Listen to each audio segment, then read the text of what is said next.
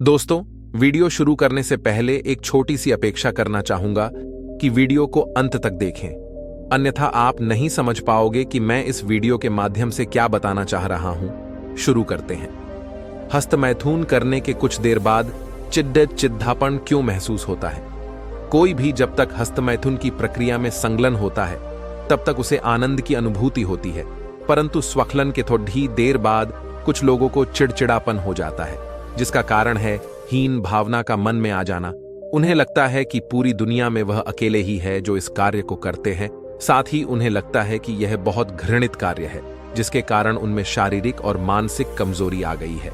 हालांकि ये मात्र मन का वहम ही है। कभी कभी ऐसा अत्यधिक हस्तमैथुन करने के कारण भी होता है, जो कि ठीक नहीं है। इससे शारीरिक कमजोरी तो नहीं आती, हाँ, लिंग की नसें कमजोर हो सकती है, साथ ही टेढ़ापन भी आ सकता है। इसके अतिरिक्त प्राकृतिक संभोग के समय लिंग की ऊपरी त्वचा का अत्यधिक ढीला हो जाने के कारण संभोग में चरम सुख से वंचित भी रहना पड़ सकता है। हस्तमैथुन से आत्मसम्मान पर नकारात्मक प्रभाव नहीं पड़ना चाहिए। हालांकि हस्तमैथुन की सामाजिक धारणा इस बात को प्रभावित कर सकती है कि कोई व्यक्ति खुद को कैसे देखता है। हस्तमैथुन से जुड़ा कलंक या अपराध बोध आत्मसम्मान को कम कर सकता है। यह समझना महत्वपूर्ण है कि हस्तमैथुन एक सामान्य और स्वस्थ यौन अभ्यास है। कुछ लोगों के लिए ऑर्गेज्म के बाद उदासी महसूस करना सामान्य माना जाता है। सहवास के बाद की उदासी, पीसीटी की घटना संभोग सुख के बाद महसूस होने वाली इस उदासी का सटीक वर्णन करती है। हालांकि यह ध्यान रखना महत्वपूर्ण है कि हर कोई इस तरह महसूस नहीं करता है और ऑर्गेज्म के बाद की भावनाएं हर व्यक्ति में अलग अलग हो सकती। इसका कोई प्रत्यक्ष प्रमाण नहीं है कि हस्तमैथुन दीर्घकालिक अवसाद का कारण बन सकता है। हालांकि यदि हस्तमैथुन या इसके बाद अनुभव की गई भावनाएं बार बार और लंबे समय तक भावनात्मक संकट का कारण बनती है, तो संपूर्ण मूल्यांकन के लिए मानसिक स्वास्थ्य पेशेवर से परामर्श करने की सिफारिश की जाती है। हस्तमैथुन के बाद संतुष्टि और संतुष्टि से लेकर थकान और राहत तक विभिन्न भावनाओं को महसूस करना संभव है। प्रत्येक व्यक्ति अपने व्यक्तिगत संदर्भ, अपेक्षाओं और मानसिक स्वास्थ्य के आधार पर विभिन्न भावनाओं का अनुभव कर सकता है। नियमित स्वस्थ हस्तमैथुन से भावनात्मक समस्याएं नहीं होनी चाहिए। हालांकि यदि हस्तमैथुन बाध्यकारी हो जाता है या किसी व्यक्ति के दैनिक जीवन में हस्तक्षेप करता है, तो इसे एक समस्याग्रस्त व्यवहार माना जा सकता है।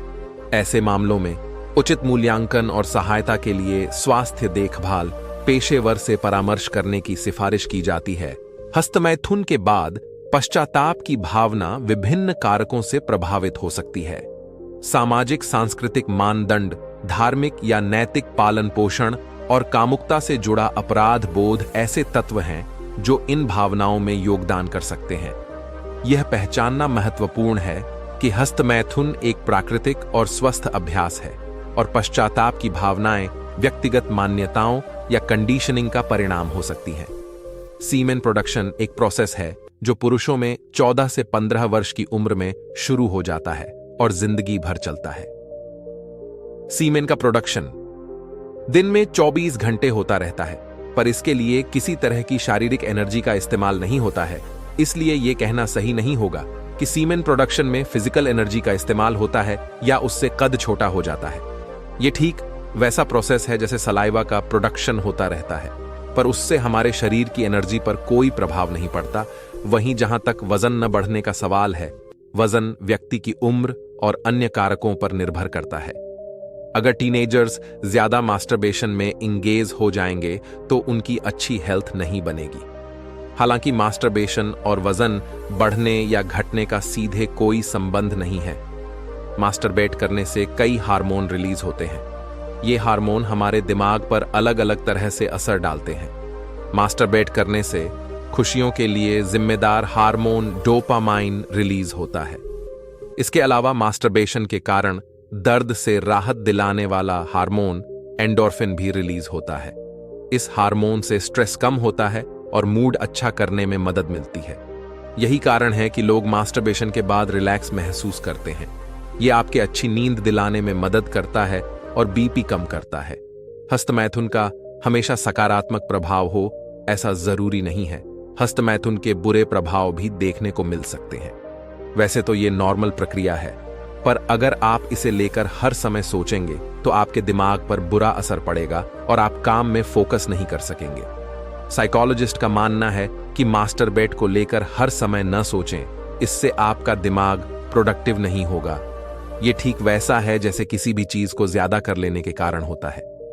मास्टरबेशन का बुरा असर शरीर पर नहीं होता है। ये किसी भी तरह से शारीरिक कमजोरी के साथ जुड़ा नहीं है, पर आपको ज्यादा मास्टरबेट करने से भी बचना है, क्योंकि इससे मानसिक सेहत प्रभावित हो सकती है। इसी प्रकार दोस्तों, चिड़चिड़ापन से छुटकारा पाया जाता है। दोस्तों, आगे भी ऐसी वीडियो देखने के लिए चैनल को सब्सक्राइब करें। मिलते हैं अगले वीडियो में, तब तक चैनल पर बने रहे। धन्यवाद। आपका अपना चैनल सक्सेस डायरेक्शन।